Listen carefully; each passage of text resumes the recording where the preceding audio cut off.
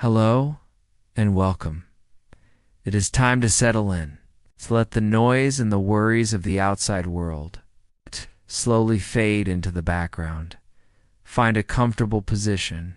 Allow your body to feel heavy and your breathing to become slow, and deep.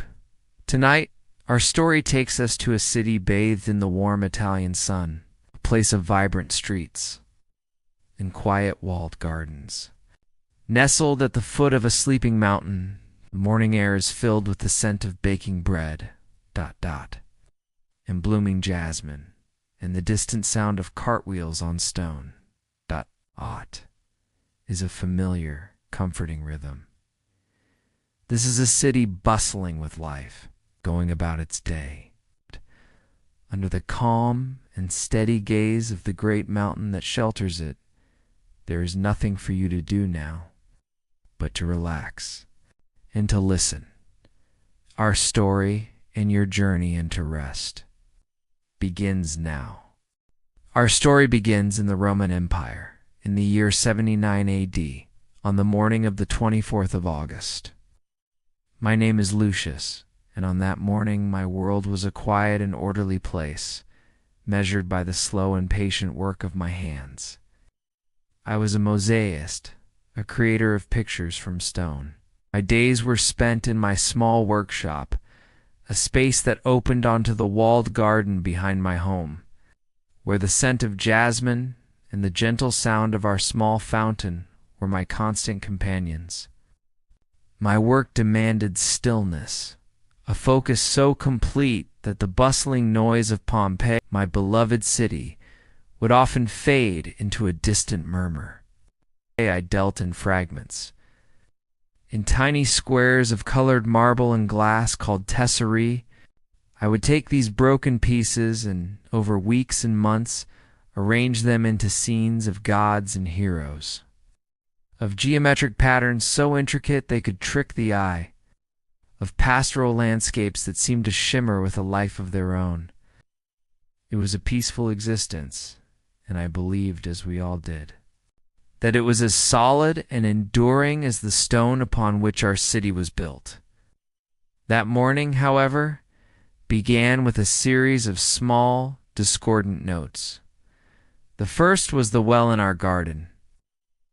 When I went to draw water to mix my grout, the bucket returned only half full, scraping against the bottom with a dry, grating sound.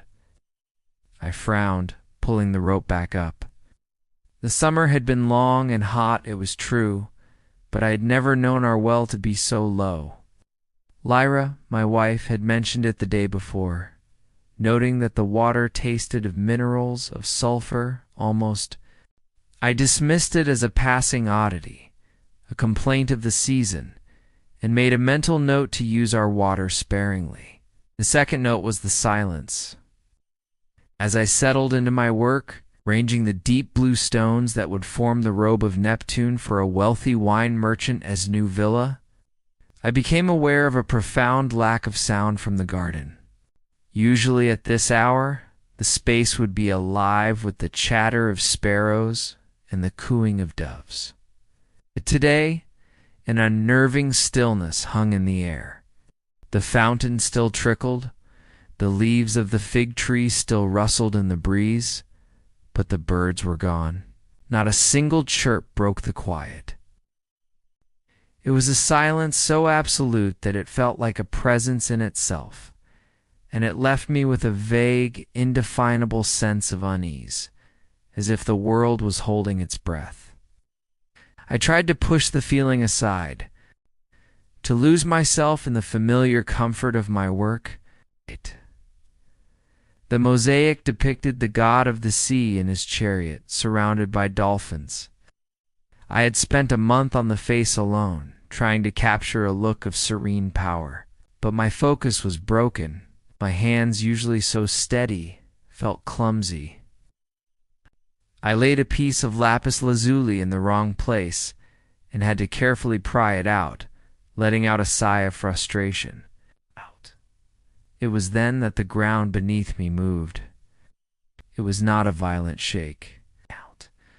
not like the great earthquake 17 years ago that had left so much of our city in ruins. A quake whose memory still lingered in the cracks of older buildings and the stories of our parents. This was a deeper, slower shudder, a tremor that seemed to rise from the very bones of the earth, pass through the floor of my workshop, and settled deep in my chest. It lasted only a few moments. My tools rattled on the table, and the water in a nearby basin trembled, its surface dancing with distorted reflections of the ceiling.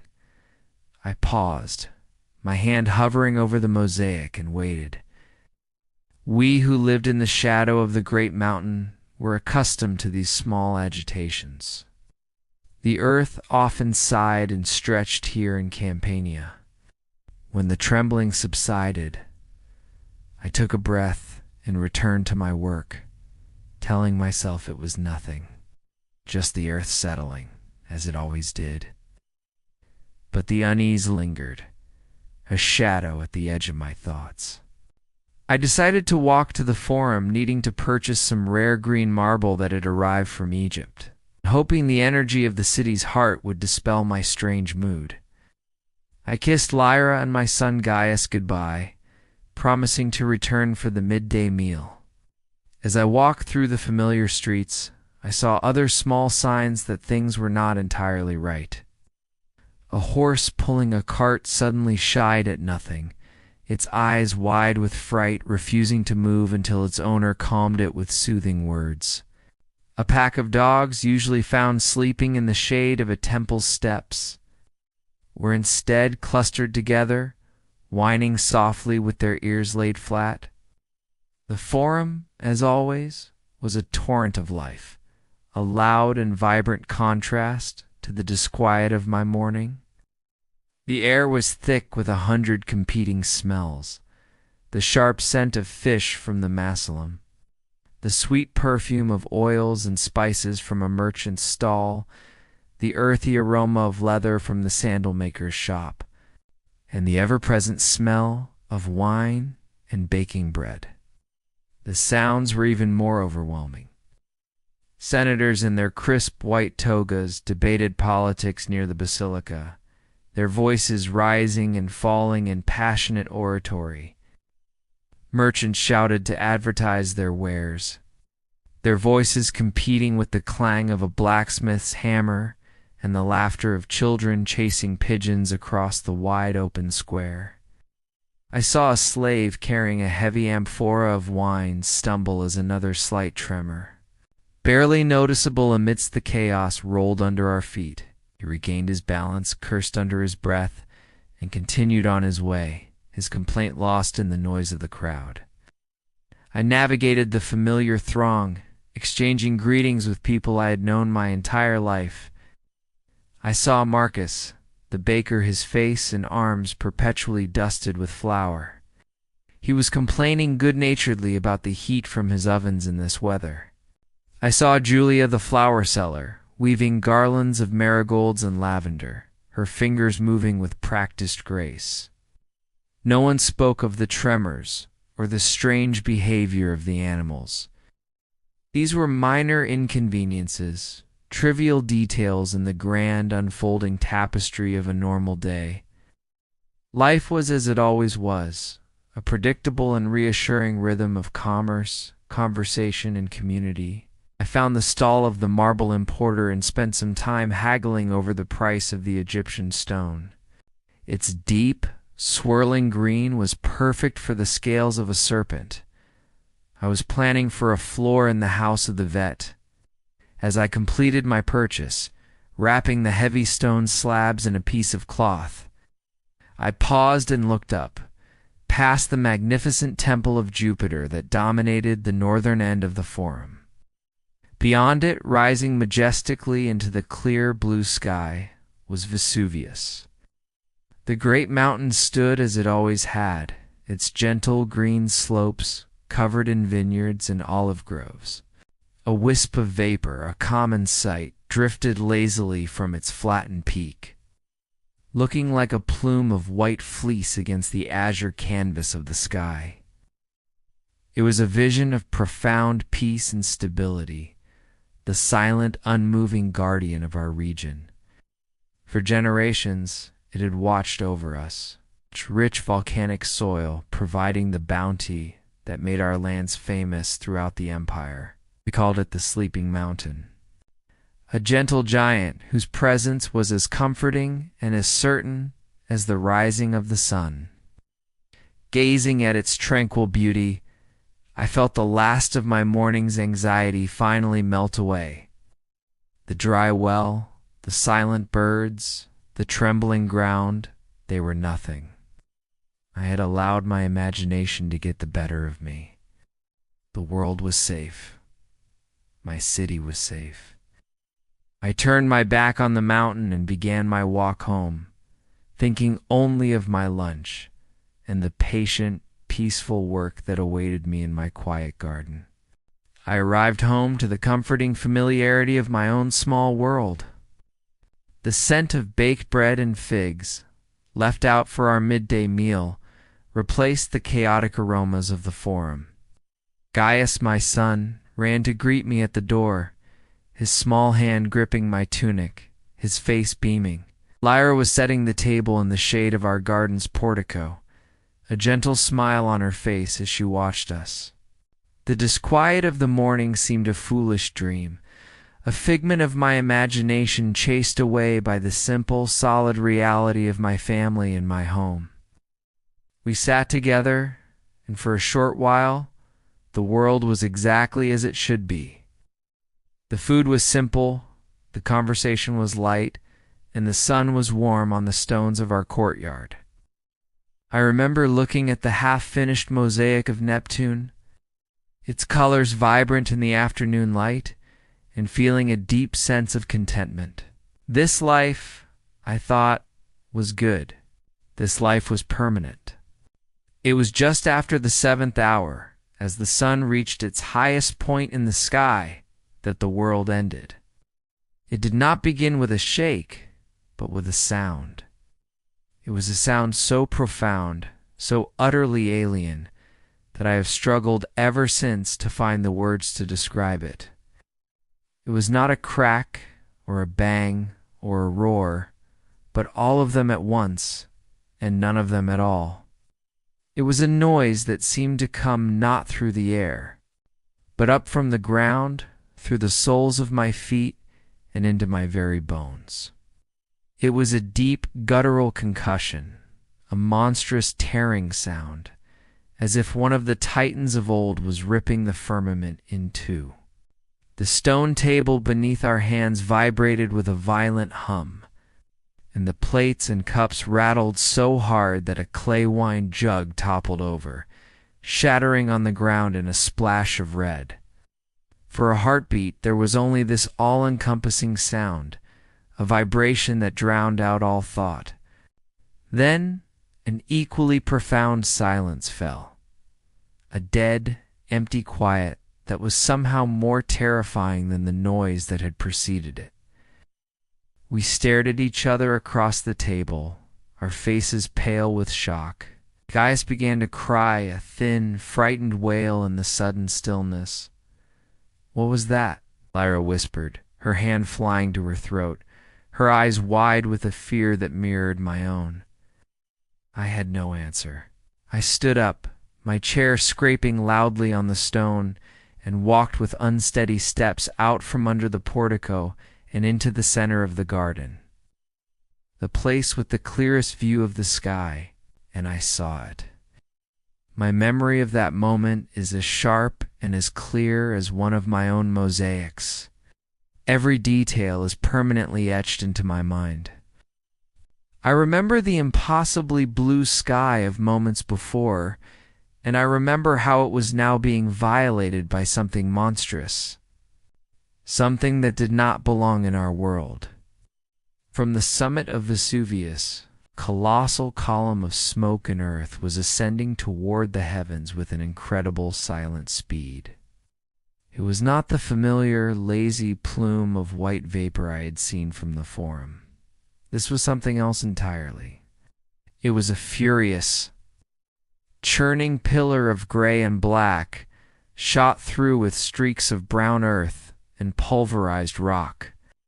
It rose higher and higher, a solid trunk of unimaginable size, until it reached a great height in the atmosphere where the winds began to tear at it. There, it began to spread outwards, branching into a vast cauliflower-like canopy that started to blot out the sun. I had seen many things in my life. I had seen great storms come in from the Bay of Neapolis, and I had seen the strange and wondrous animals brought back from distant lands. But I had never seen anything like this. My mind, the mind of a craftsman who thinks in lines and shapes, struggled to comprehend the sight. The shape, I realized with a dull shock, was that of a stone pine. The great umbrella-like trees that grew on the hillsides around our city. It was a grotesque mockery of a familiar shape, a massive gnarled trunk of roiling darkness, with a vast, spreading canopy of ash and death that was already beginning to turn our perfect afternoon into a sickly, jaundiced twilight. The silence was broken by the sound of voices from beyond my garden walls. First a few shouts, then a rising wave of noise as the entire population of Pompeii seemed to pour out of their homes and workshops. All drawn by the same terrible spectacle, I could hear my neighbor Tertius shouting questions from his own garden. I could hear the distant, collective gasp of the crowd in the forum. The city was waking up to the horror, and the sound was one of mass confusion, of dawning, terrified realization. People were pointing, shouting, their voices thin and reedy under the shadow of that colossal cloud. Lucius, by the gods, what is it? Lyra was beside me now, her hand gripping my arm so tightly I could feel her trembling. Gaius was clinging to her leg, his face buried in the folds of her tunic. His crying now subsided into quiet, fearful whimpers. I looked from the mountain to my wife's terrified face, and the small, discordant notes of the morning came rushing back to me, no longer as random oddities, but as pieces of a terrifying whole. The dry well, the missing birds, the shuddering earth. They were not separate events. They were a language, a series of warnings from the earth itself that we had been too ignorant, too complacent to understand. We had lived our lives at the foot of a sleeping giant, and we had forgotten that giants can wake up. The mountain wasn't our guardian. It was a predator, and we were the prey who had built our homes in the shadow of its jaws. This realization did not come in a clear, coherent thought, but in a cold wave of primal fear that washed away all reason. The title of Why You Wouldn't Have Survived is built upon this very moment, the first and perhaps most critical failure of the people of Pompeii. We did not run, not at first, stood and we stared. We were transfixed by the sheer scale of it, by its terrible, unnatural beauty. It was a spectacle so far beyond our comprehension that our immediate reaction was not flight, but a stunned, horrified paralysis. We were artisans, merchants, and farmers, not soldiers trained for disaster. Our minds simply could not process the fact that our entire world was in the process of being unmade before our very eyes. As we stood there, rooted to the spot in our small garden, the first consequences of the eruption began to arrive. A fine gray powder, like a dusting of flour, began to drift down from the sky, coating the leaves of the fig tree and the petals of Lyra's roses in a ghostly film. It was light and airy, and at first it seemed harmless. Then larger particles began to fall, small, porous stones of a dirty white color that bounced silently off the stone tiles of the portico. I picked one up. It was incredibly light, full of air, and it crumbled to dust between my fingers. It was pumice. The mountain was not just breathing smoke, it was exhaling stone, casting the very substance of itself across our city. The air grew colder as the cloud continued to spread, blocking the warmth of the sun, and a deep twilight gloom settled over our world, a darkness at midday that felt profoundly wrong. The great roar of the explosion had subsided, replaced by a new sound, a constant hissing, rushing noise from the sky, the sound of 1,000,000 tiny stones falling all at once, a sound that would not stop for many, many hours to come. The sky did not simply darken, it was extinguished. The sickly twilight gloom that had settled over us was consumed by a blackness so complete, so absolute that it felt as if a thick woolen blanket had been thrown over the world. This was not the familiar darkness of night, punctuated by the moon and the stars, but a dense, suffocating void. The sun was gone. The sky was gone. There was only the mountain, now an unseen presence roaring in the abyss, and the city of Pompeii, which had become a trap. The gentle drift of ash and small stones became a deluge. The hissing sound grew into a deafening percussive roar, a relentless torrent of rock falling from the sky. These were no longer pebbles that crumbled in my hand. They were stones the size of walnuts, then the size of fists, each one landing with a heavy, sickening thud. They hammered against the terracotta tiles of our roof, and the sound was like 1,000 fists trying to beat their way in. A sharp crack echoed from the main house as a tile shattered, and then another. I grabbed Lyra and pulled her and Gaius back under the relative safety of the portico. Our small corner of the world now the only shield against the heavens themselves, which had opened to rain down destruction upon us. The noise was maddening, a physical assault on the senses. It was impossible to think, impossible to speak above the ceaseless crashing roar. Through the columns of the portico, I could see the garden being buried. Lyra's roses were shredded, their petals torn away, the plants themselves beaten flat against the earth. The small fountain was choked, its gentle trickling silenced. The ground, once a pattern of neat stone and soft earth, was rapidly disappearing beneath a shifting, growing layer of gray and white stones. It was like watching a blizzard, but one made of rock, a winter that had come without warning on the hottest day of summer. The paralysis that had gripped me was shattered by the sound of splintering wood. A heavy stone, larger than the rest, punched through the roof of my workshop, landing with a heavy thud that shook the floor. Dust and debris rained down from the ceiling. That was the moment the abstract horror became a simple, terrifying calculation of survival. The roof over our heads, the very symbol of home and safety, was not a shield. It was a threat. Every stone that hammered against it was a weight, and our roof, like every other roof in Pompeii, was not built to withstand an assault like this. It was only a matter of time before it collapsed, burying us alive in our own home. "Lyra," I shouted, my voice hoarse and barely audible over the din. "We have to get out. The roof won't hold." Her face was a pale mask of terror in the gloom, her knuckles white where she gripped our son to her chest. Gaius was no longer crying. He was silent, his small body rigid with a fear too deep for tears. She nodded, her eyes wide and trusting, but also filled with a question I could not answer. Out where? Out into that. The street beyond our gate was no longer a familiar lane. It was a river of chaos, a channel of pure, unadulterated panic. The darkness was alive with running figures. visible only as fleeting silhouettes against the occasional torch someone had managed to light.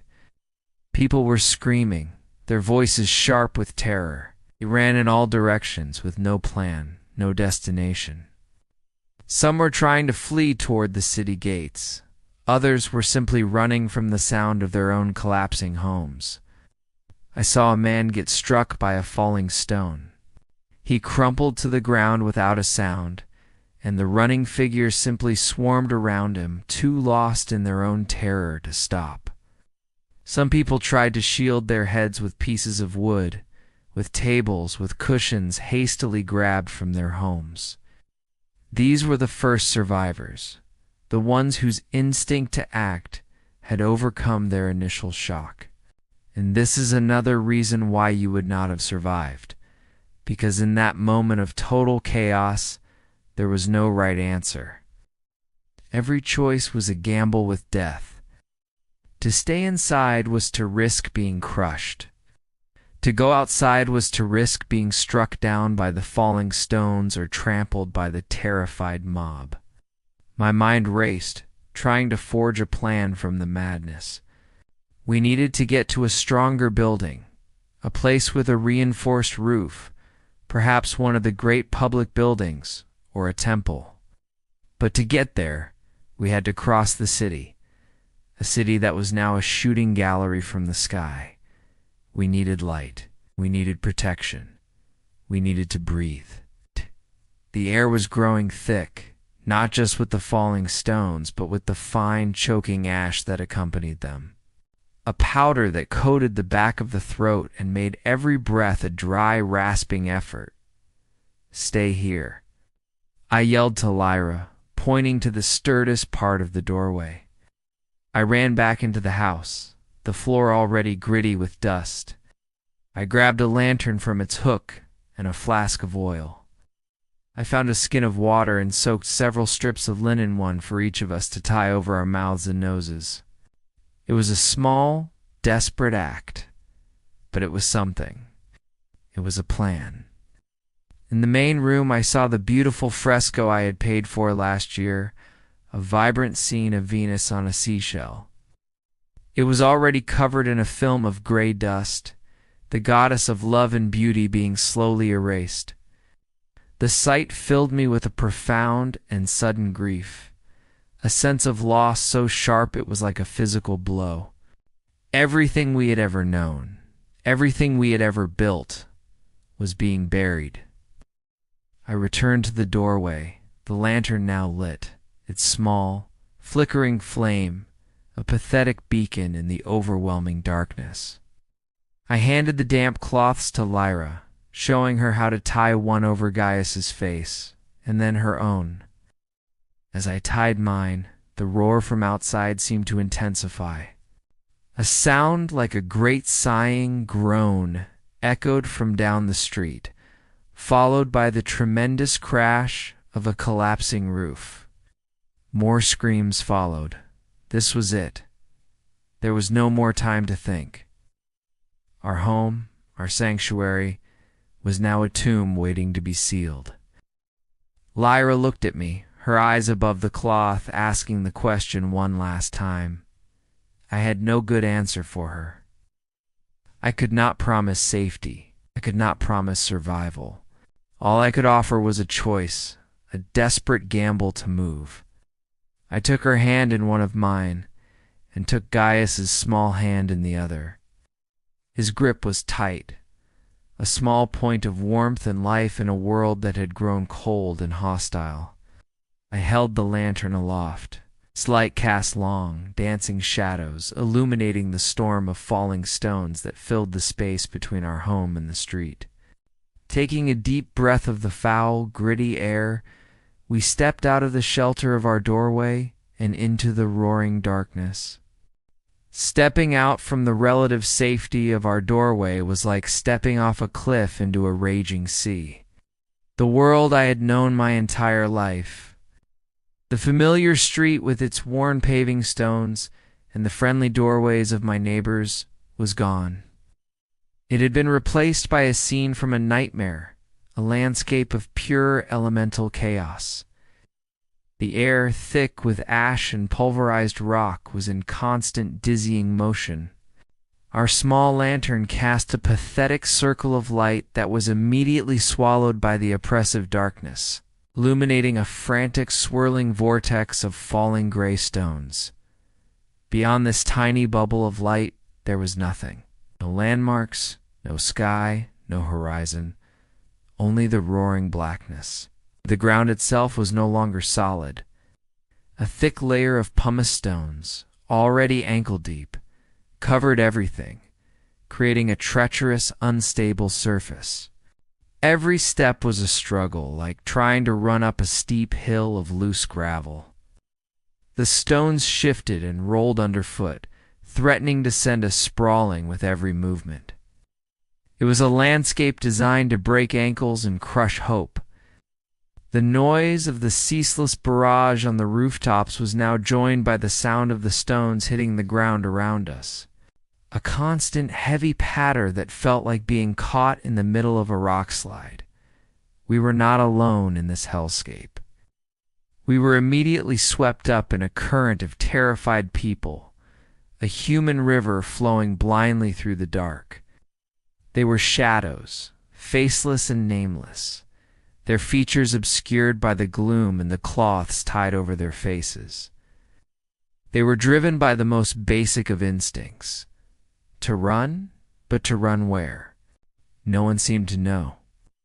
The mob surged first in one direction, then another, a directionless panic that was as dangerous as the falling stones.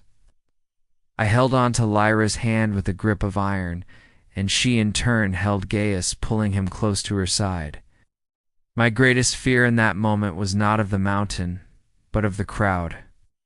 The fear of being separated, of losing them in the churning chaos of the mob. To be lost in that darkness would be to be lost forever. Stay close. Don't let go. I yelled, the words immediately snatched from my mouth and absorbed by the roar. I tried to think, to impose some kind of logic onto the madness.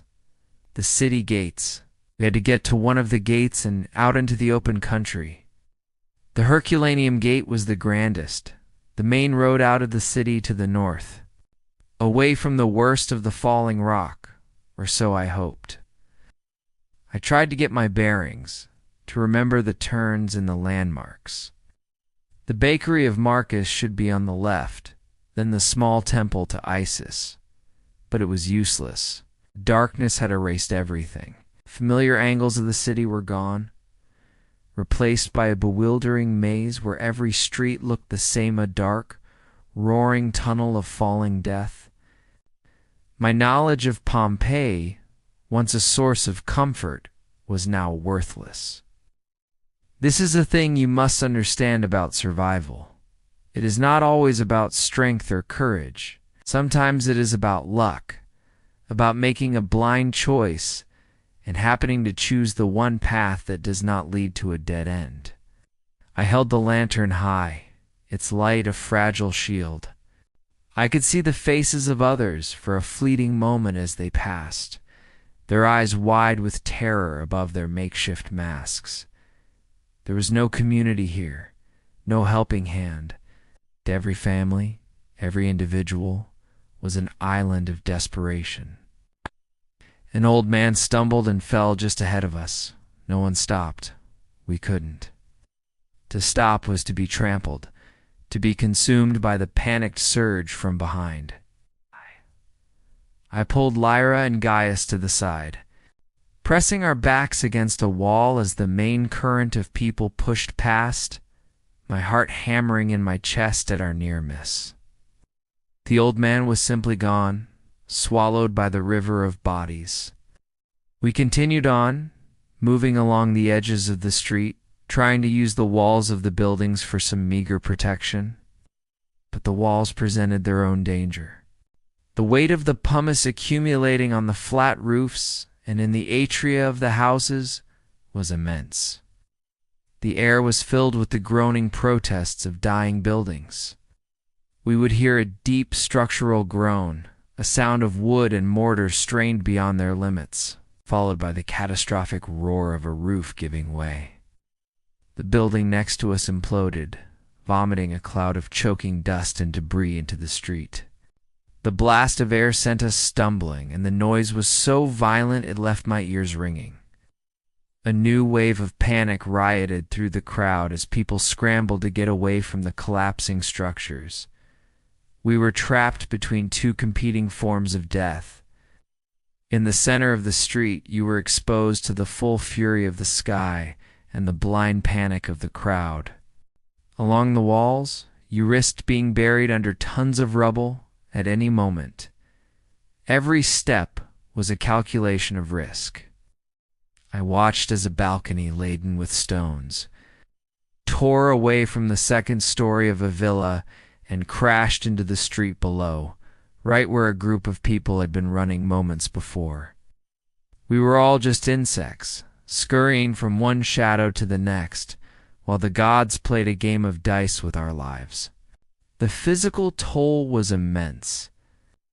The constant effort of wading through the shifting pumice was exhausting. My legs burned and my lungs ached from breathing the thick, abrasive air. The cloth over my mouth helped, but it could not stop the finest particles. And with every breath, I could feel the grit coating my tongue and throat. Smaller stones, sharp and hot, rained down on our heads and shoulders. 1,000 stinging blows that we could do little to prevent. I tried to shield Gaius with my own body as much as I could, hunching over him as we moved. Time had lost all meaning. It could have been minutes, or it could have been hours, that we stumbled through that living nightmare. My mind had narrowed its focus to a few simple, repeating tasks. Lift foot, step, pull Lyra, check on Gaius, hold the lantern, breathe. It was a litany of survival. The plan to reach the city gates began to feel less like a strategy and more like a foolish fantasy. How could we possibly navigate several more blocks of this chaos? The city was not a path to safety. It was a gauntlet, and it was growing more dangerous with every passing moment. Another building collapsed ahead of us, not just its roof, but the entire second story, sending a wall of debris and dust across the road and completely blocking our path. The crowd recoiled, a wave of humanity breaking against the newly formed obstacle, and began to surge back in our direction. We were going to be crushed. There was no time to think, only to act. The wave of panicked humanity rebounded from the collapsed building and came surging back towards us. It was a stampede, a solid wall of bodies driven by pure terror. To be caught in it would be to be crushed, to be trampled into the shifting stones underfoot. I saw an opening, a narrow gap between a baker's shop and the wall of a larger house, an alleyway barely wide enough for a single person. Without a word, I shoved Lyra and Gaius towards it, pushing them into the darkness of the passage before throwing myself in after them.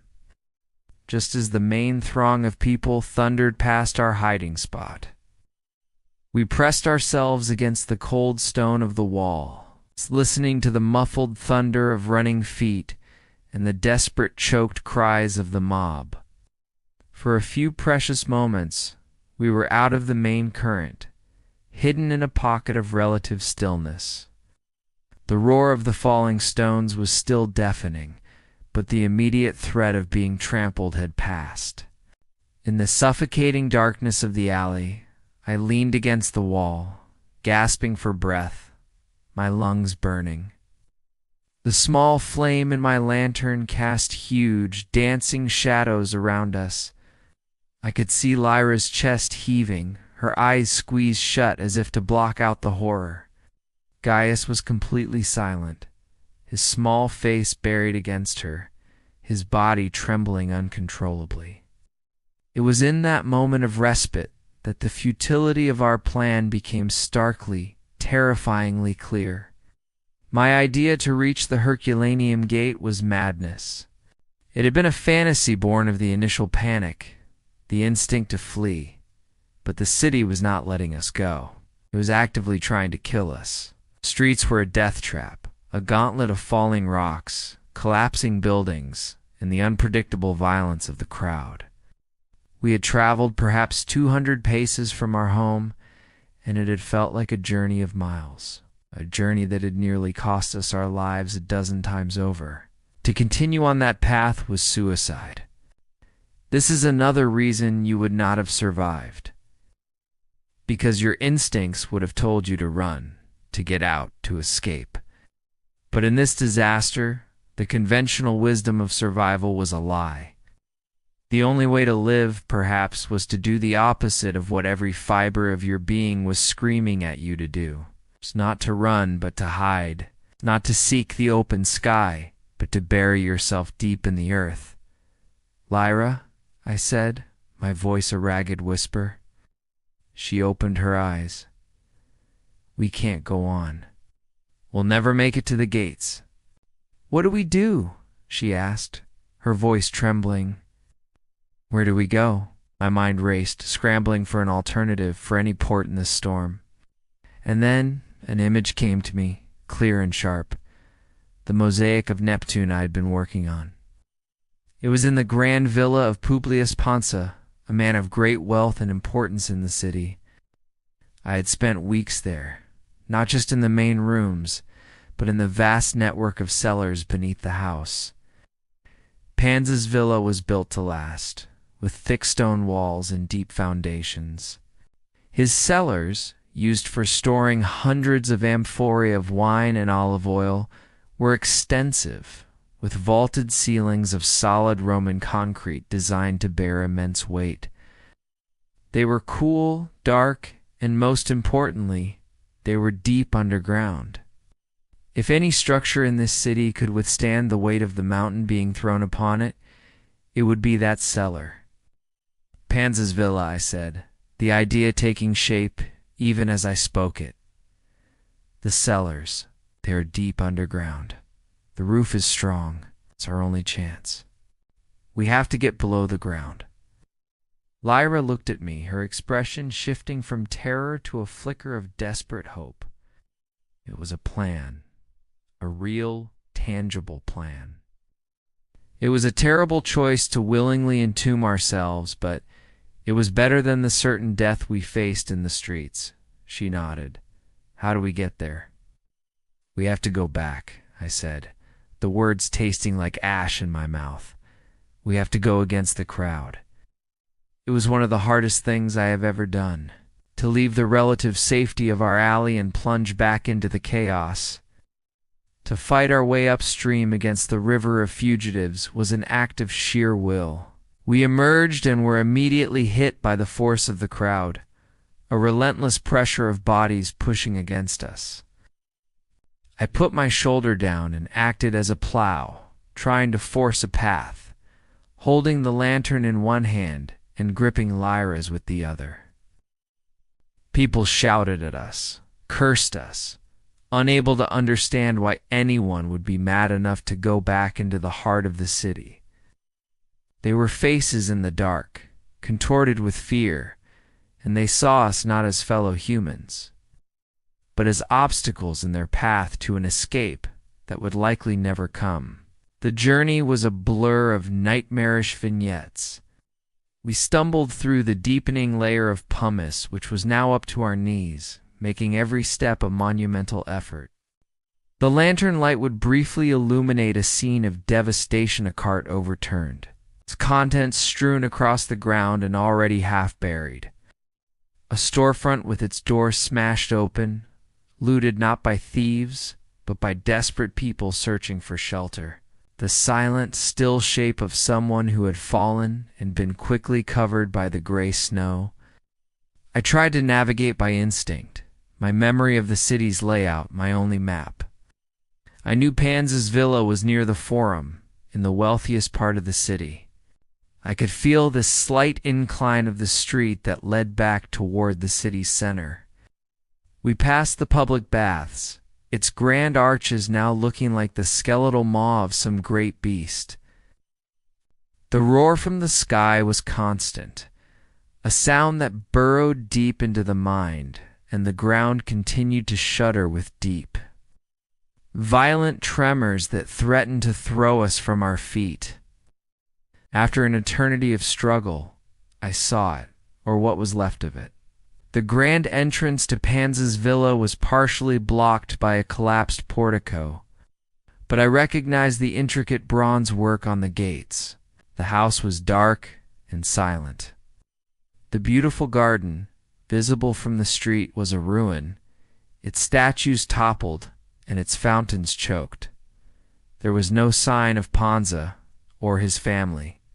They had likely fled or were hiding or were already gone. We did not try the main entrance. I led my family around the side to a smaller service entrance I knew led down to the kitchens and from there to the cellars.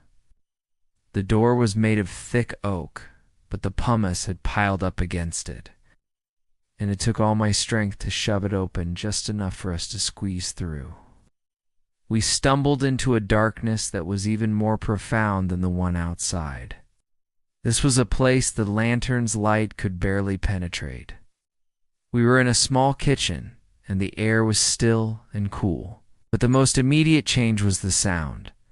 The deafening roar of the falling stones was suddenly muffled, reduced to a heavy, percussive thudding that we could feel through the thick walls of the villa. It was the sound of the storm, but heard from a great distance. The relative quiet was a relief so profound it almost brought me to my knees. I found the stone staircase, I remembered, leading down into the earth. It was steep and narrow, disappearing into an inky blackness. Holding the lantern out, I led the way, Lyra and Gaius following so closely behind me that I could feel their breath on my back. We descended, step by step, into the cold, still air of the cellar. The thudding from above grew even more distant, the tremors less sharp. Down here, the world was quiet. We reached the bottom and found ourselves in a vast, vaulted chamber, lined with rows upon rows of wine amphorae. The air smelled of damp earth and old wine. It was a tomb-like silence, a silence of the deep earth. And in that moment, it was the most beautiful sound in the world. For a long time we did nothing but stand there in the vast, echoing silence of the cellar, breathing in the cool, damp air. The relief was a physical sensation, a loosening of knots in my stomach and a slowing of my frantic heartbeat. We were alive. We were out of the storm. I leaned against a large clay amphora, the rough surface cool against my back, and slid down to the floor, pulling Lyra and Gaius down with me. Lyra was crying softly, her body shaking with silent, racking sobs of released terror. I held her and our son, cocooning them in my arms, and for the first time since the mountain had exploded, I felt a flicker of something that resembled hope. We had found a sanctuary, a haven deep in the belly of the earth. Once the initial wave of relief had passed, a new set of feelings began to creep in, chief among them the profound, disorienting weirdness of our situation. I raised the lantern. Its light cut a weak, golden swath through the oppressive blackness, revealing the sheer scale of our refuge. The cellar was far larger than I had realized. Rows of amphorae, stacked 2 and 3 high, stretched away into the darkness, creating long, silent alleyways of clay. The vaulted ceiling was high above us, a masterpiece of engineering, its arches disappearing into the gloom.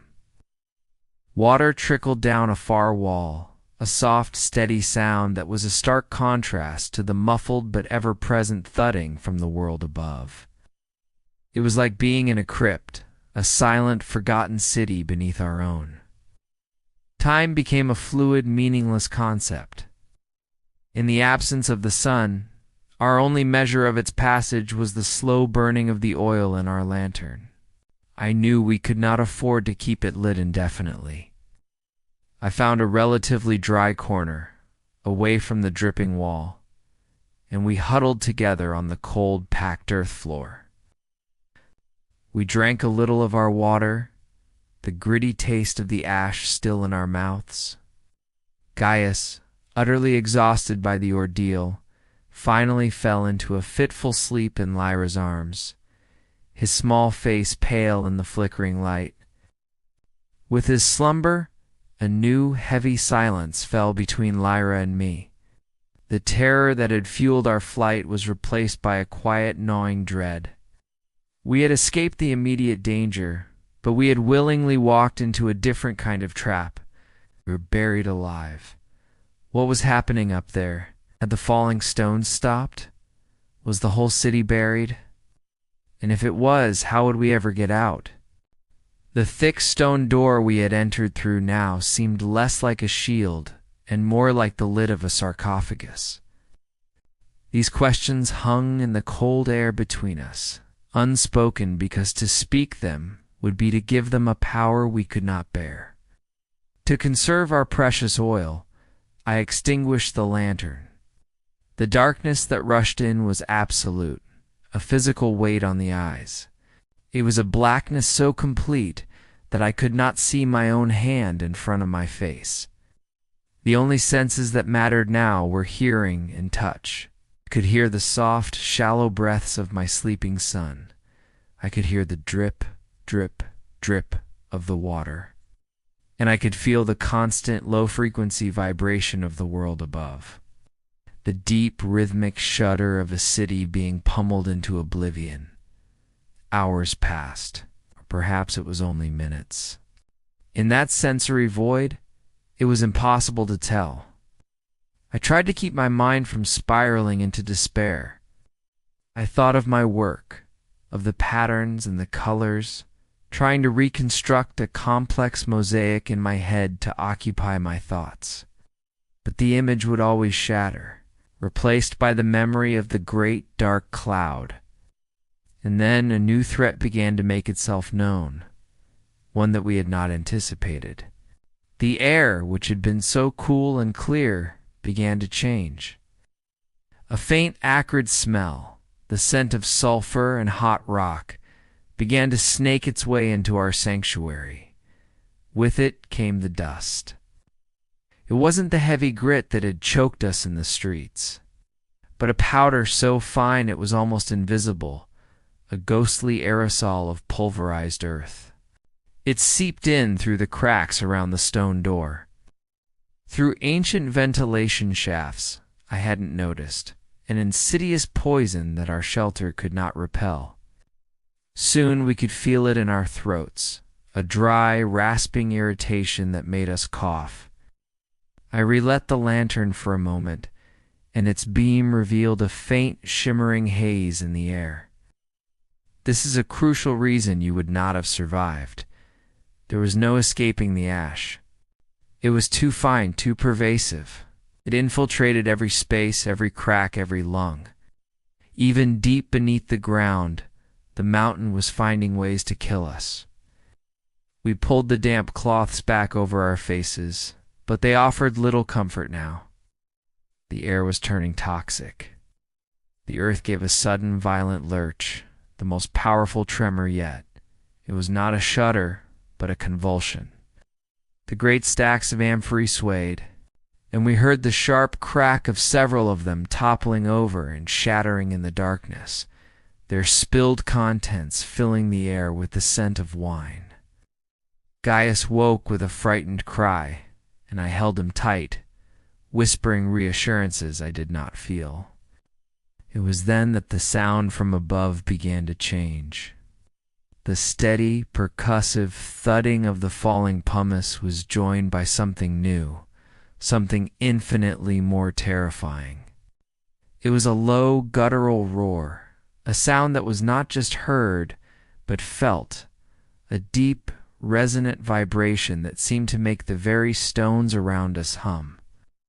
It was not the sound of something falling, but of something moving, a monstrous, unstoppable wave of sound that seemed to pass directly over us. It was a deep, whooshing, grinding noise that lasted for a minute, and in that minute, I was certain the ceiling would collapse, that the very foundations of the world were being torn apart. I did not know what it was then, but my soul recognized it as a new and more terrible form of death. It was a force of unimaginable power and heat, a wave of incandescent destruction. While we were hiding in our cellar, the nature of the eruption had changed. The column had collapsed. The mountain was no longer just throwing rocks into the sky. It was now unleashing a blistering avalanche of superheated gas and ash that was moving at an impossible speed, scouring the landscape of all life. We did not see it, but we heard its passage. We felt its terrible power vibrate through the earth. A deep primal instinct told me that anyone and everyone who was still in the open, still trying to flee through the streets, had just been incinerated. The silence that followed the roar was heavier, more profound than before. It was the silence of a city that had just been murdered. The monstrous roar faded, leaving behind a silence that felt heavier and more absolute than anything that had come before. It was not the silence of peace, but the silence of utter finality. The relentless drumming of the falling stones, the sound that had been the backdrop to our ordeal for so many hours, had stopped. The world above us had fallen completely quiet. We were huddled in the darkness, frozen, every muscle tensed. My arm was a band of iron around Lyra and Gaius. I listened, straining to hear something, anything, that spoke of a world that still existed. But there was nothing. Only the drip of water in the far corner of the cellar and the frantic, shallow sound of our own breathing. Then the heat came. It was not a gradual warming. It was a sudden, oppressive wave of heat that radiated through the very stones around us. The floor beneath me, once cool and damp, grew warm, then hot. The air, which had been chilly, became thick, dry, and suffocating, as if we had been sealed inside a baker's oven. I touched the metal casing of the lantern I had extinguished, and it was hot enough to make me flinch. A wave of heat so intense it felt like a physical presence pressed in on us from all sides, leaching the moisture from the air, from our mouths, from our skin. We were deep underground, protected by feet of solid earth and Roman concrete, yet the breath of the mountain had reached us. I could not imagine the furnace-like temperatures that must exist in the city above to make the very earth around us bake like this. Lyra gasped, pulling the cloth away from her face. "It's so hot," she whispered, her voice cracking. "I can't breathe." The air was not just hot, it was foul. The smell of sulfur, which had been a faint, acrid note, now became an overwhelming stench. The smell of brimstone, the legendary breath of the underworld. It burned in the back of the throat and made our eyes water, even in the total darkness. The fine ash, which had been a minor irritant, now seemed to surge into the cellar with the heat. A thick, choking fog that made every breath a conscious and painful effort. We were no longer just hiding from the eruption. We were actively suffocating in its poison. This is a truth of Pompeii's destruction that is difficult to comprehend. The end for most did not come from rivers of lava or from being buried in pumice. It came from this, a pyroclastic surge, a wave of superheated gas, ash, and rock moving at the speed of a hurricane, with temperatures hot enough to boil blood and turn wood to charcoal in an instant.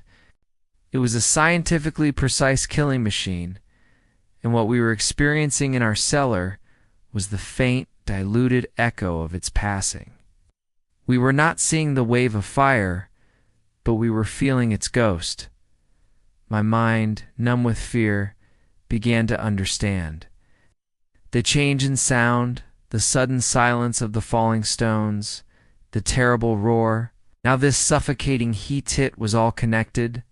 This was a new phase of the disaster, a new weapon in the mountain's arsenal. I pictured the people still in the streets, the ones who had been running alongside us. I pictured the crowd that had been surging back from the collapsed building, and I knew with a certainty that chilled me to the bone despite the blistering heat that they were all gone. They had not been crushed or buried. They had been erased, incinerated in a single, silent, all-consuming flash. Anyone who had remained above ground, anyone who had sought shelter in a mere house or temple, was now nothing more than ash upon the ash. The knowledge was a heavy, cold stone in my stomach. The hope that I had allowed myself to feel, the belief that we had found a true sanctuary, evaporated in the scorching air. This cellar was not a sanctuary. It was a tomb that had not yet been sealed. The mountain could reach us even here. We were simply being slow-cooked. Gaius began to cough, a dry, hacking sound that tore at my heart. He was struggling to breathe the toxic air. Lyra held him, trying to soothe him, but her own breaths were coming in ragged gasps. The heat was making us weak, disoriented. The darkness was no longer a comfort. It was a hot, claustrophobic prison. I felt a wave of dizziness, and for a moment the urge to simply lie down, to give up, and let the darkness take us, was overwhelmingly strong. What was the point of this struggle? What life waited for us, even if we survived this? Our home was gone. Our city was gone. Our world was gone. But then I felt the small, trembling body of my son in my arms. I felt the desperate grip of my wife's hand on my shoulder, and a different instinct took over, a stubborn, primal refusal to surrender. We had survived this long. We had made the right choice to get out of the street. Perhaps we could make another right choice. Perhaps there was still a chance, however slim. The intense furnace-like heat lasted for what felt like an eternity, but it must have been only a few minutes. Slowly, almost imperceptibly, the oppressive temperature began to recede. Now the stones beneath us began to lose their warmth, and the air grew cooler, though it remained thick and foul. The immediate sensation of being baked alive subsided, leaving us sweating and weak in the humid darkness. The surge had passed. For now. I lay there, my heart pounding a slow, heavy rhythm against my ribs. The silence from above was still absolute, but the city was dead. We were alone, buried deep beneath it. The first wave of fire had passed us by, but a terrifying new understanding had dawned. The eruption wasn't a single event. It was an attack, coming in waves. And there was no guarantee that our shelter, our deep stone cellar, would be enough to protect us from the next one. We lay in the oppressive, sulfur-scented darkness, and a new kind of fear took root in my heart. It was a cold, calculated dread, far removed from the hot panic that had driven us through the streets. I was a craftsman, a man who understood structure, materials, and limits, and I understood, with the grim certainty of a builder looking at a flawed foundation, that our shelter was going to fail. The heat from the first wave of fire had seeped through solid stone and earth. The next wave, when it came, might be hotter, might last longer. The cellar had protected us from the initial flash, but it would not protect us from being slowly cooked in a sustained geothermal oven. More pressingly, there was the air. It was thin and foul, and every breath was a struggle. We were in a sealed container, and the fine ash, the poison of the mountain, was continuing to pour in, displacing what little breathable air remained.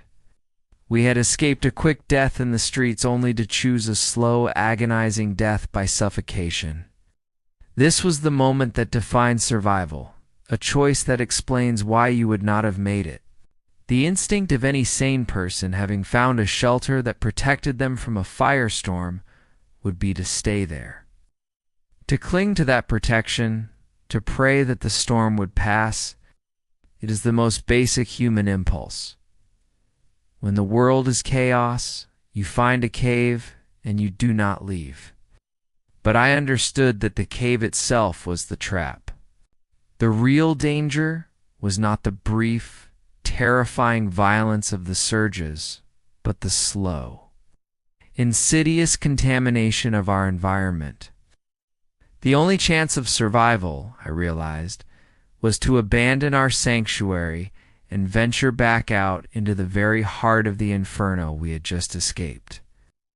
We had to run during the lull, the terrifying quiet between the mountains' death rattles. "Lyra," I whispered, my voice a dry rasp in the stillness. My words felt heavy, dangerous. "We have to leave." I felt her stiffen beside me in the darkness. "Leave?" Her voice was thin with disbelief and terror. "Go back out there." "Lucius, did you not feel the heat? Did you not hear that sound? Whatever is out there now, it's worse than the stones. It will kill us." "It will kill us if we stay here," I insisted, trying to keep my own voice from shaking. I put my hands on her shoulders, forcing her to face me in the blackness. "Listen to the air, Lyra. Listen to your own breathing. We are running out of air. Gaius can barely breathe as it is. When the next wave of heat comes, this place will become an oven. We will be baked alive, or we will suffocate. There is no other end for us down here." I could hear her ragged breathing, the terrible choice tearing her apart. To stay was a certainty of death. To leave was only a possibility of it, but a possibility that required us to walk willingly back into hell.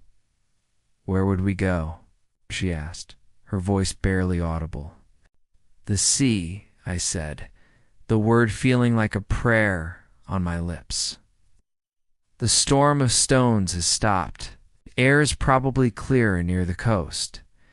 If we can get to the port, we might find a boat. Anything. It's the only path that isn't blocked. It is our only chance." For a long time, she said nothing.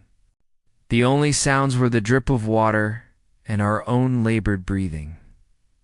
The choice hung between us, heavy and absolute. To place your faith in a desperate gamble over the illusion of safety is the hardest choice a person can make. Finally, she squeezed my hand. "All right," she whispered. It was the bravest word I have ever heard. New urgency propelled me. I had no idea how long this lull would last. It could be hours or it could be minutes. We had to move, and we had to move now. I fumbled for the lantern, my hands shaking as I struck the flint against the steel. The small spark caught and the wick flared to life, pushing the absolute darkness back a few feet. In the weak, flickering light, I saw the toll the ordeal had taken.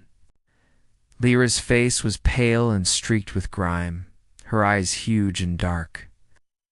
Gaius was awake, his gaze dull and listless, his small chest rising and falling too quickly. The air in the cellar was visibly hazy, a thick, shimmering fog of ash. We had to get out.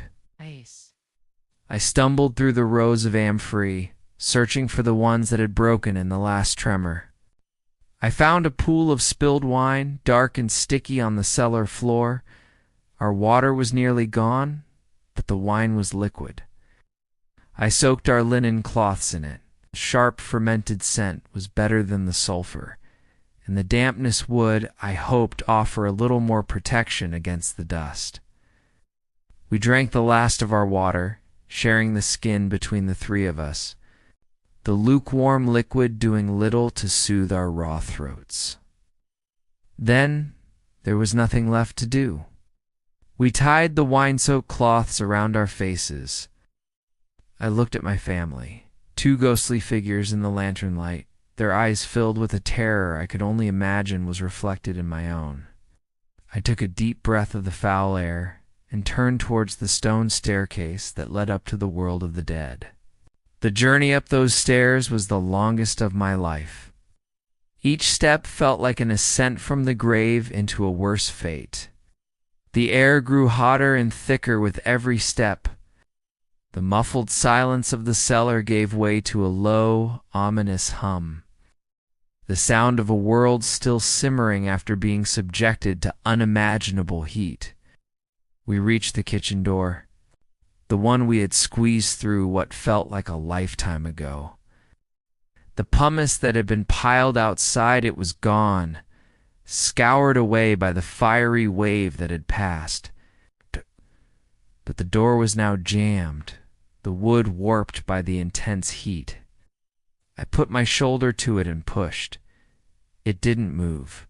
Panic, cold and sharp, lanced through me. Were we trapped? Had we waited too long? I pushed again, putting all of my weight, all of my desperation into it. Lyra helped me, and together, with a great groaning screech of tortured wood, the door scraped open just enough for a person to squeeze through. I held the lantern up and peered through the gap, and my heart stopped. The world was gone. Everything was gray. I squeezed through the narrow opening, holding the lantern out before me, and stepped into a world that had been utterly and completely remade. The word that came to my mind was gray. Everything was covered in a thick, uniform blanket of fine gray ash, as soft and silent as freshly fallen snow. It coated the ground in a deep, smooth layer.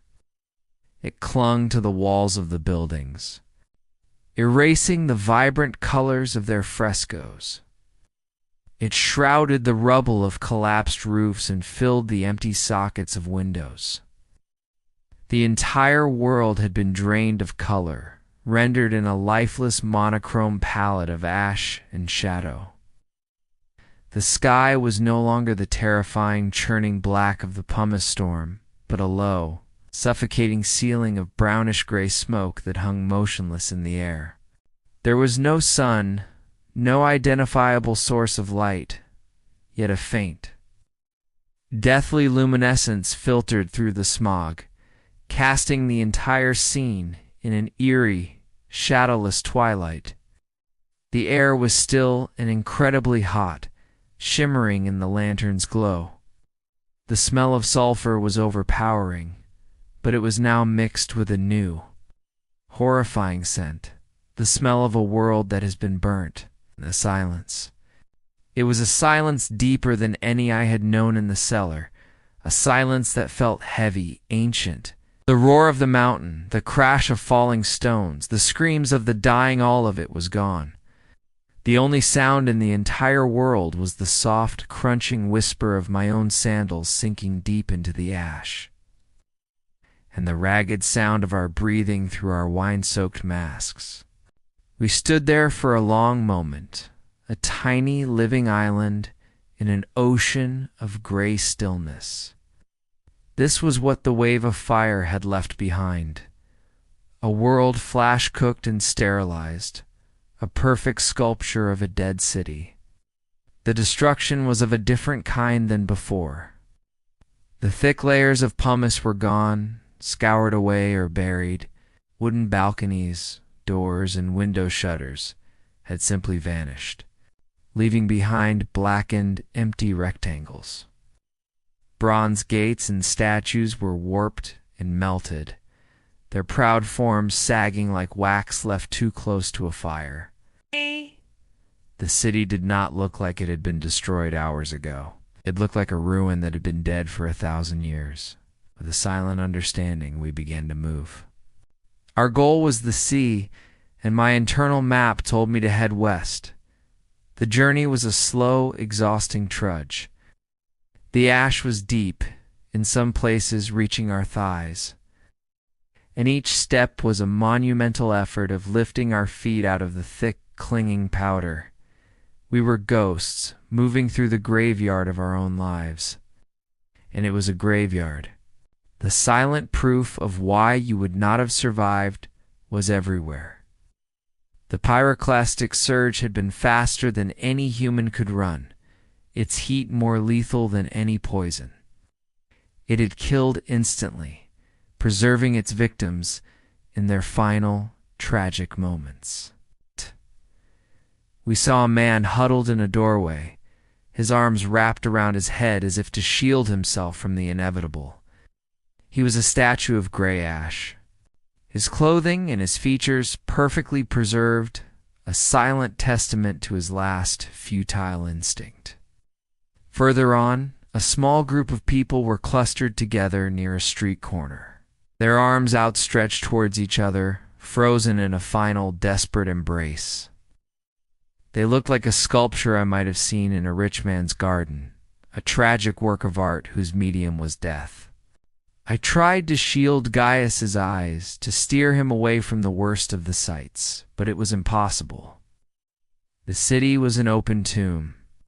We walked past the remains of a family, mother and father lying together, their arms around a small child who had fallen in the middle of the street, caught while they were running.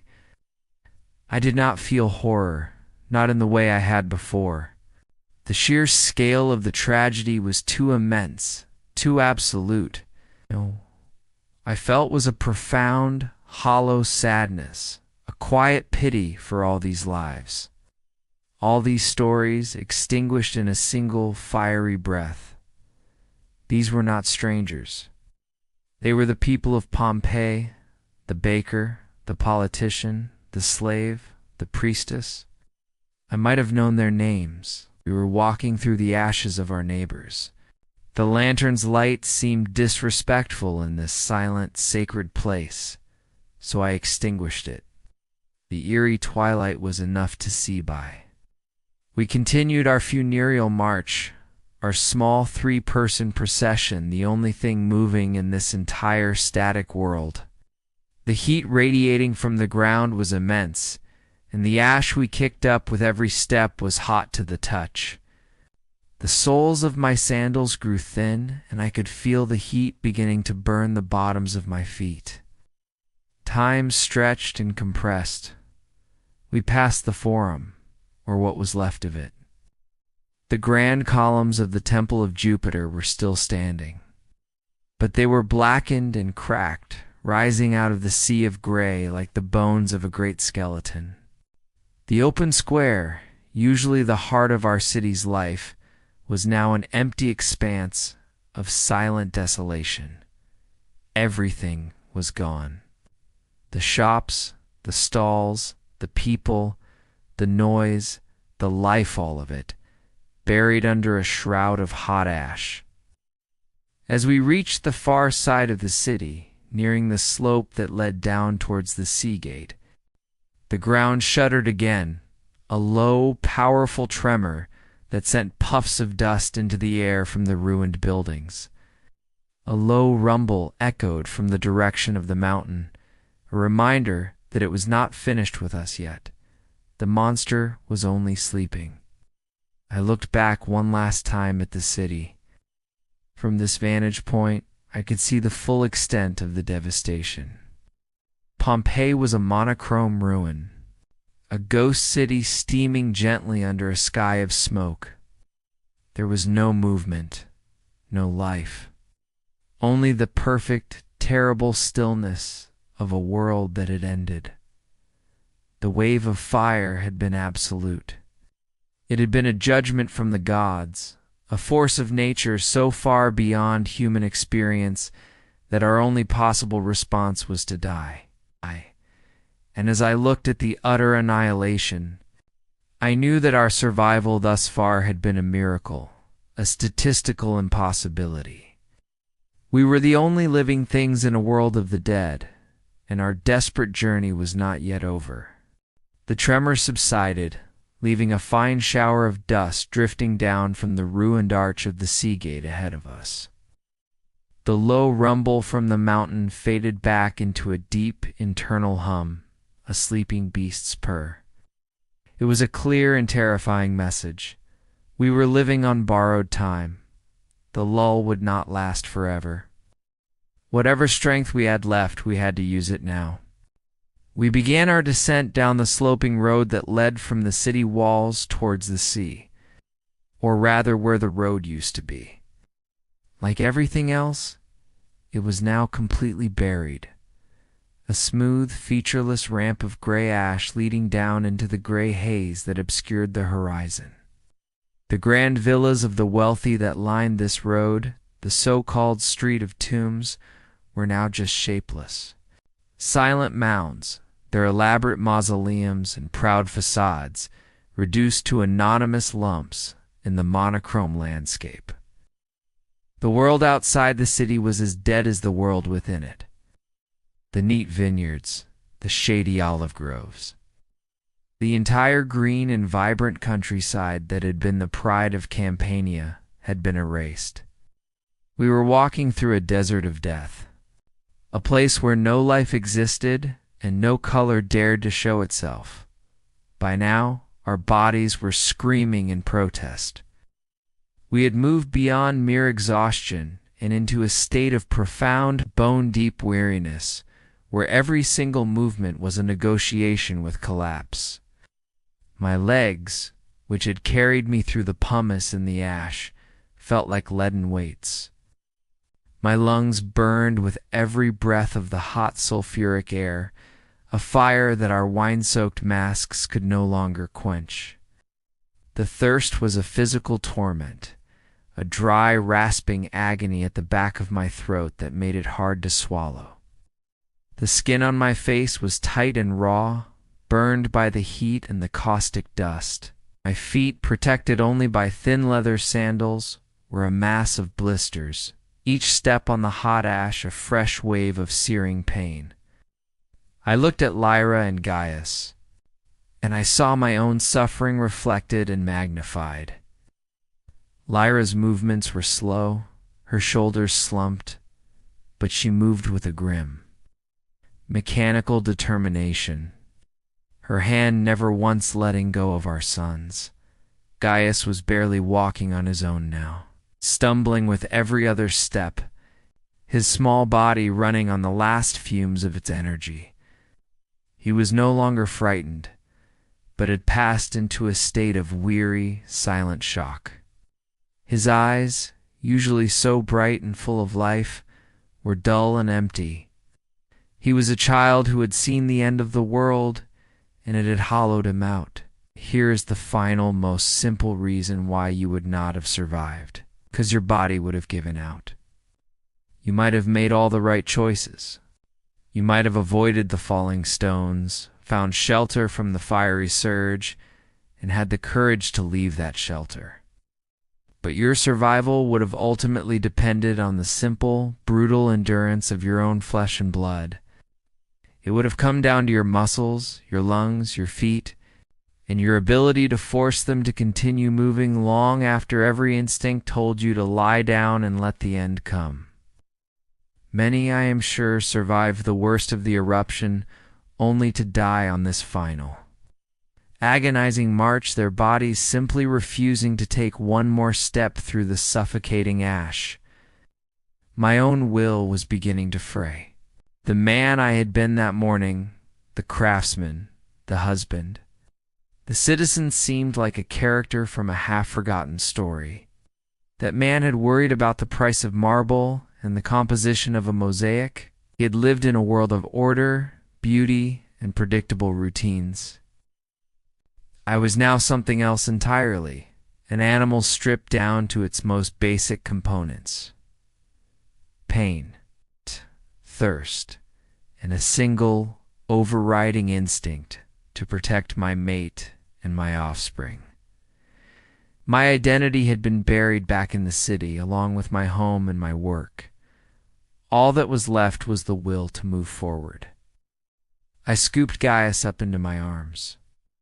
He was unnaturally light, but carrying him was still a monumental effort. He rested his head on my shoulder, his breathing shallow, and I focused on that small, warm presence as an anchor. I focused on Lyra, walking silently beside me. I would take a step for her, and then another for him. It became a rhythm, a grim meditation against the pain. One step for them. One step for what was left of us. We walked in silence, a tiny, struggling family of three, the only moving objects in a vast, dead universe. The gray landscape was hypnotic in its desolation. There were no landmarks, no points of reference, just the endless rolling dunes of ash. The only thing that told me we were going in the right direction was the gentle, continuous slope of the ground beneath our feet, leading us down, always down. After an age of this torturous, monotonous progress, something in the air began to change. I could taste it even through the cloth mask. A faint, clean, salty tang, a ghost of an aroma, but one that was completely different from the sulphurous stench. We had been breathing for hours. It was the sea. A new surge of adrenaline, of desperate hope, flooded through me. Lyra, I croaked, my voice cracking. The sea. I can smell it. She looked up, her eyes widening slightly. It was the first spark of life I had seen in her for a long time. It quickened our pace, the pain in our feet momentarily forgotten, our bodies fueled by this last, desperate promise of escape. We crested a small rise in the ashen landscape, and there it was. The Bay of Neapolis spread out before us. But the sight brought no relief, only a new and profound kind of horror. It was not the beautiful, sparkling blue expanse I had known my entire life. The water was a churning, chaotic mess of gray and brown, its surface almost completely hidden beneath a vast, floating raft of pumice stone, so thick in places that it looked as if you could walk on it. The shoreline had receded, the water pulled back by the seismic shocks, exposing a wide, muddy flat. Wrecked and overturned boats littered the coast, tossed about like children's toys. A great dark tsunami, a wall of water raised by the collapsing volcano, was building in the far distance of the bay. The sea was not a path to safety. It was just another larger arena of chaos and death. For a moment, standing on that gray crest overlooking the ruined shoreline, despair washed over me, a force more powerful than any tremor. We had done it. We had walked through hell, survived the fire and the darkness, and had reached our final goal, only to find that it was no goal at all. The sea, the universal symbol of escape and freedom, was just another face of the apocalypse. The distant, rising wall of water was a death sentence, a final, inescapable judgment from the gods. My body, which had been running on the fumes of sheer will, finally threatened to give in. My legs trembled, and the urge to simply sit down in the ash to hold my family and wait for the end was a siren's call. But Lyra, who had been so quiet for so long, saved us. She grabbed my arm, her grip surprisingly strong. "No, Lucius," she said, her voice sharp and clear, cutting through my haze of despair. "Not here. Not after all this. Look," she was pointing, not at the tsunami, but at the shoreline itself. Amongst the chaos there were other people. Small, scattered groups of survivors, just like us, who had made it out of the city. They were not giving up. Some were frantically trying to push a larger boat into the churning water. Others were scavenging among the wreckage. They were still fighting. Their struggle, their refusal to surrender, was like a splash of cold water to my face. They were not dead yet, and neither were we. "She's right," I said, my voice thick. I shifted Gaius in my arms. We go down. The final descent to the water's edge was a treacherous scramble down a slope of ash and mud. The ground was slick and unstable, and we slipped and slid, half falling our way to the newly exposed seabed. The air here was different, thick with the smell of salt and dying sea life. Fish of all sizes lay flapping in the mud, stranded by the unnaturally receded tide. The ground was littered with the detritus of a wounded ocean, tangled nets, broken pottery, and splintered timbers from shattered ships. The scene up close was one of frantic desperation. The survivors were a motley, ghostly crew. Their faces and bodies caked in gray ash, their movements fueled by adrenaline and terror. There was no collaboration, only a grim, single-minded focus on self-preservation. A group of men, perhaps sailors, were trying to heave a large fishing vessel off a sandbar, their shouts and curses swallowed by the low, ominous roar of the approaching wave. A wealthy man in the tattered remnants of a toga was offering a bag of coins to anyone who would help him save his small pleasure barge, but no one was listening. Money had no meaning at the end of the world. I knew that these larger boats were a fool's errand. They were too heavy, too damaged, too beached. Our only hope was something small, something light, something that two exhausted people could manage on their own. I handed the sleeping form of Gaius to Lyra. "Stay here," I commanded, pointing to the relative safety of a large, overturned hull. "I will find us a way." I began to run, my blistered feet screaming in protest as I scrambled through the mud and wreckage. I became a scavenger, my craftsman's eye now repurposed for assessing destruction. That one, a merchant skiff, had its hull split open, a mortal wound. Another, a small ferry boat, was hopelessly entangled in a mass of torn rigging. I moved with a frantic, methodical energy, my mind a cold calculator of angles and buoyancy. And then I saw it.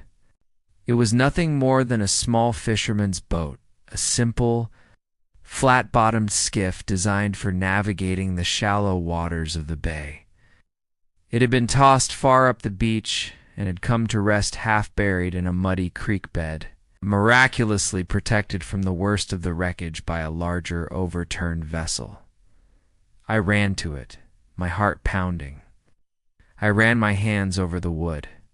It was old and weathered, but the planks were sound. An oar was still tied in place, though its mate was missing.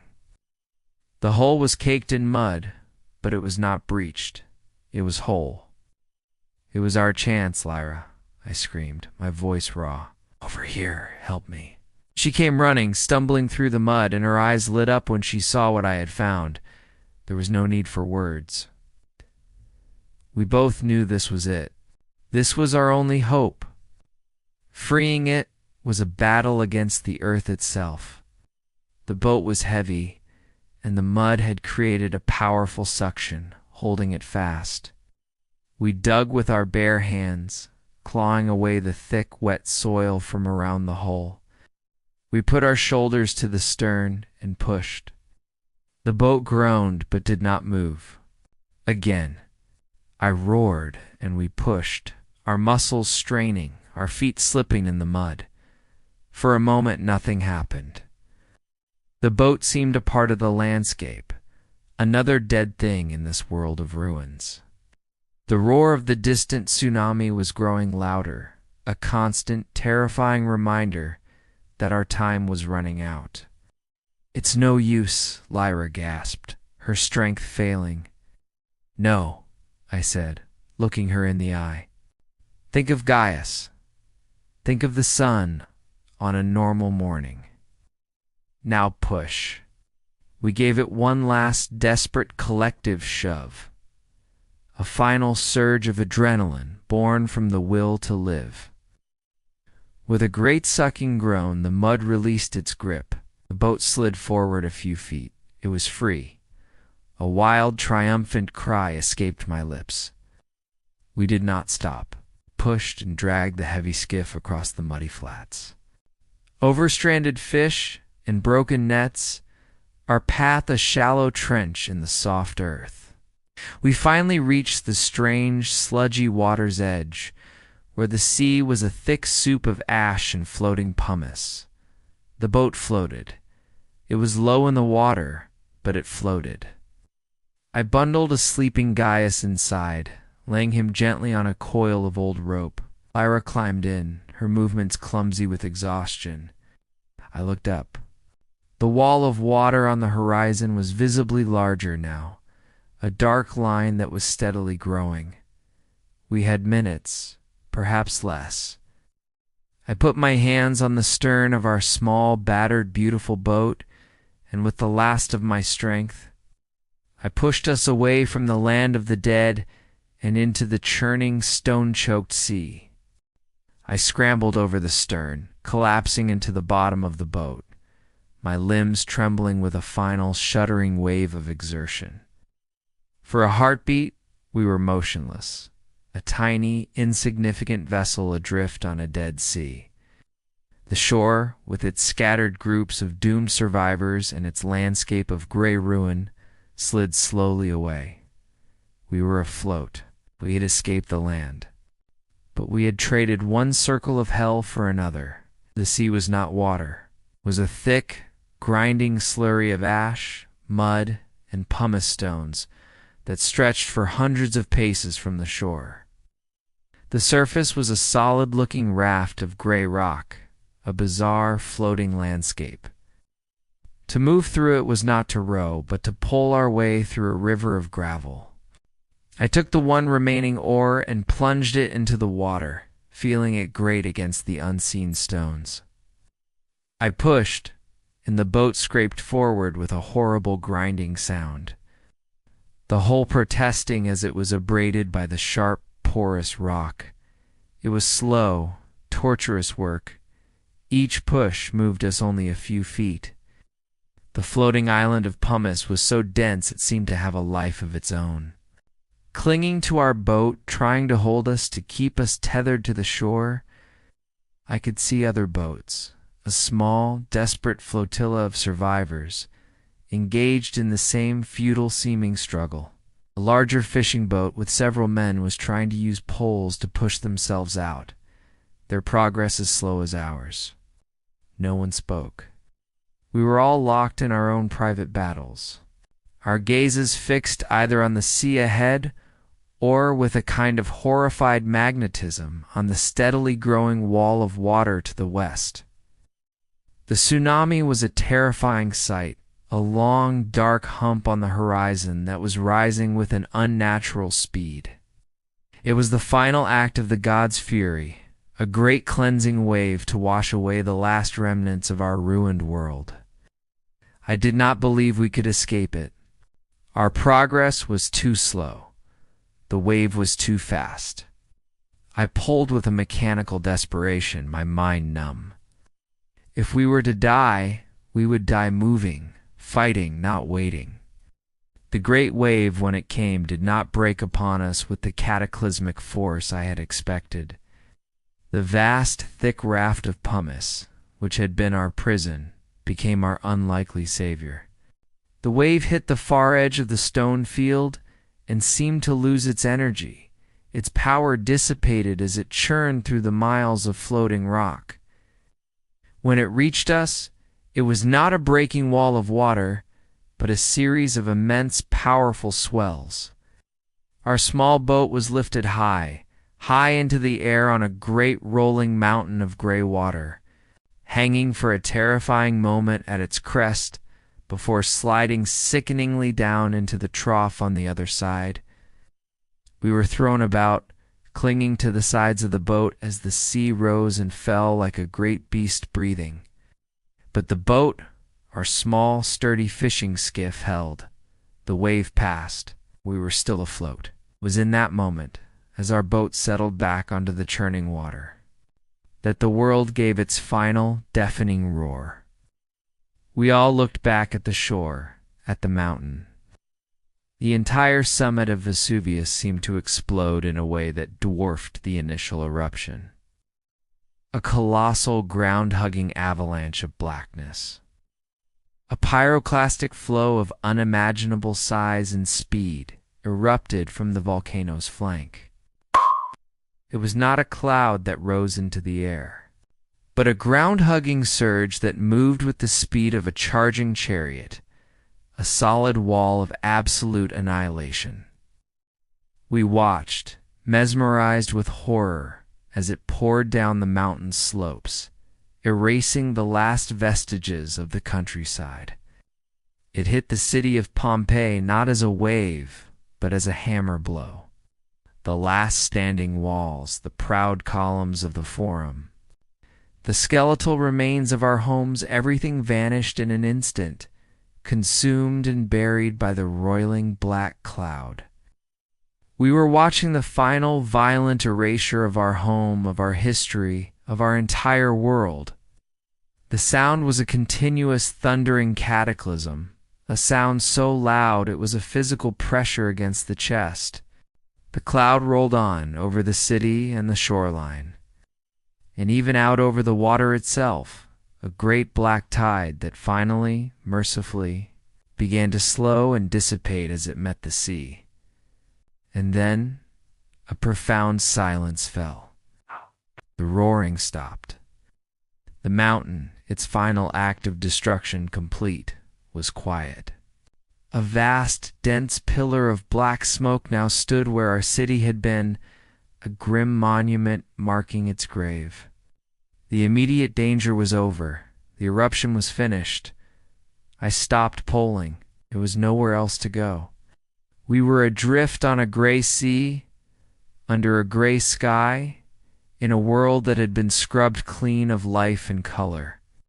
I pulled the oar back into the boat and collapsed onto the bench, my body utterly and finally spent.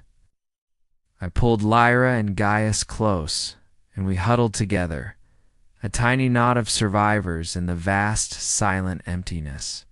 The fight was over. And it was only then, in the quiet aftermath, that the true weight of what we had lost began to settle upon me. My home was not just destroyed, it was gone, buried under tons of hot ash, as if it had never existed. My workshop, the place where I had given shape to beauty, was a memory. My neighbors, my friends, the familiar faces of the Forum, they were all dead. Their stories ended, their voices silenced forever. I was a survivor. But what did that mean? It meant I was a ghost, a refugee from a dead city, a man with no home, no trade, no past. I had saved my family, the two precious pieces of my life that mattered most, but I had lost everything else. The joy of survival was a thin, fleeting thing, quickly overwhelmed by the immense, crushing gravity of grief. We floated there for a long time, rocking gently on the waves. The sky began to rain a fine, soft ash, a gentle epilogue to the day's violence. It coated us in a gray film, as if trying to claim us, to make us a part of the new monochrome world. I held my wife and my son, the only two colors left in my life, and I looked out at the blank horizon, a man with no destination, adrift on the stone sea. And so our story comes to its quiet end. The memory of the fire and the ash ... faded with the passing of years, softening into something not of terror ... but of a life that once was. Lucius lived out his days by the sea. His hands still creating beauty from broken pieces of stone. But his gaze would often drift south, toward the silent mountain, a quiet guardian of a world now lost to memory. His story is now over. It has been told, and now there is nothing left for you to do, but to sleep. Let the echoes of the ancient city fade away. The memory of the ash dissolve into the peaceful darkness of your rest. There are no more stories to hear, no more journeys to make. Only stillness, quiet, and deep, restful sleep. Sleep well.